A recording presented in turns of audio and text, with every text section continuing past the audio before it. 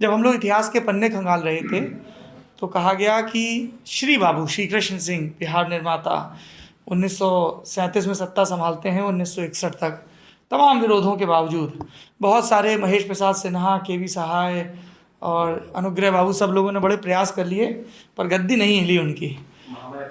महामाया प्रसाद सिन्हा ने, महामाया बाबू ने तो से 48 में ही जब कांग्रेस की अध्यक्षी का चुनाव हुआ था, महामाया बाबू हारे थे, तभी से अदावत थी, फिर चले भी गए इसी चक्कर में।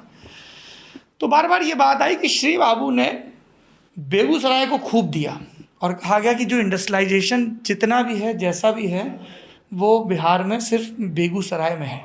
तो कई बार लोगों ने इसको शिकायत के लहजे में कहा और आसपास के लोगों ने एक उपलब्धि के लहजे में कहा। तो इसकी वजह क्या रही सर? आपसे शुरू करते हैं। बेगूसराय में पहले आज़ादी के आंदोलन, यहाँ स्वाधीनता आंदोलन जो हुआ, तो डॉक्टर श्री कृष्ण सिंह की एक कर्म भूमि थी। चूँकि ये मुंगेर जिला के अंतर्गत था। रहने वाले तो मेरे ख्याल से वो लखीसराय तरफ के थे। हाँ, नहीं, वो तब भी वो मुंगेर जिला ही था और वो शेखपुरा घर था। मुंगेर में रहते थे, मुंगेर में पढ़ाई की, वकालत भी मुंगेर में, राजनीति का केंद्र भी उनका मुंगेर था। जब नमक सत्याग्रह आंदोलन शुरू हुआ, सिविल नाफरमानी, तब वो यहीं बेगूसराय जिला का एक छोटा सा गांव है गढ़पुरा, अभी प्रखंड मुख्यालय।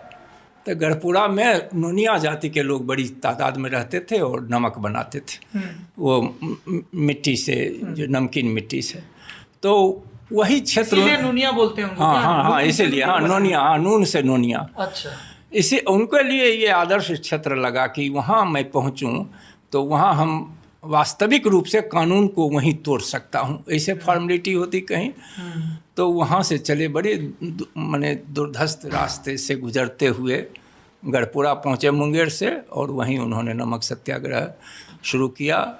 वहीं और तब से हाँ, वो पुलिस ने थोड़ा धक्का मुक्की किया और गरम कड़ाह उनके पाँव पर खौलता हुआ गिर गया।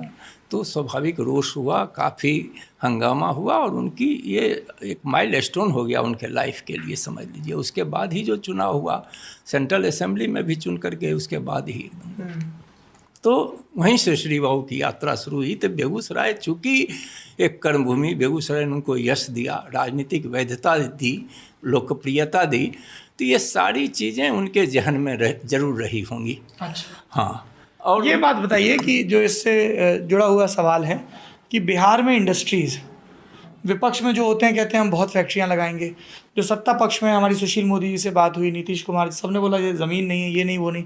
क्या वजह है सर इसकी? आप कॉर्पोरेट सेक्टर से हैं। बिहार में इंडस्ट्रीज़ को लेकर, उससे पहले मैं जो आपने सवाल पूछा था कि श्री बाबू पे कई दूसरे जिलों में लोग अक्सर ये आरोप लगाते रहते हैं, उनके जीते जी भी भूमिहारवाद का उन पर इल्ज़ाम लगा। भूमिहारवाद का इल्ज़ाम लगा। जेपी ने चिट्ठी लिख के कहा था। जी, वो भूमिहारवाद का जो इल्ज़ाम लगा, मैं उस पर टिप्पणी नहीं करूंगा, लेकिन मैं कुछ उदाहरणों से आपको बताना चाहता हूं कि श्री बाबू ने केवल बेगूसराय सेंट्रिक इंडस्ट्रियलाइजेशन को प्रमोट नहीं किया। पतरातू की बात आप करें, steel authority of India limited का जो बोकारो में प्लांट है उसकी बात करें, फतुहा में स्कूटर प्लांट है, मैं समझता हूँ तब मोकामा भी पटना ज़िले में ही आता था, भारत बैगन वहाँ लगाया। तो इसको समग्र रूप से देखने की ज़रूरत है। श्री बाबू का व्यक्तित्व मैं उनकी तुलना नेहरू से करता हूँ। संक्षेप में मैं सिर्फ इतना कहूँगा कि आज़ाद भारत के लिए जो नेहरू ने एक विज़न दिया, जो नेहरू ने प्लेटफॉर्म दिया, जो इंस्टीट्यूशंस बनाए जिसके आप भी प्रोडक्ट हैं, वो सब कुछ श्री बाबू ने बिहार और तब के झारखंड, मतलब तब के तत्कालीन बिहार के लिए किया।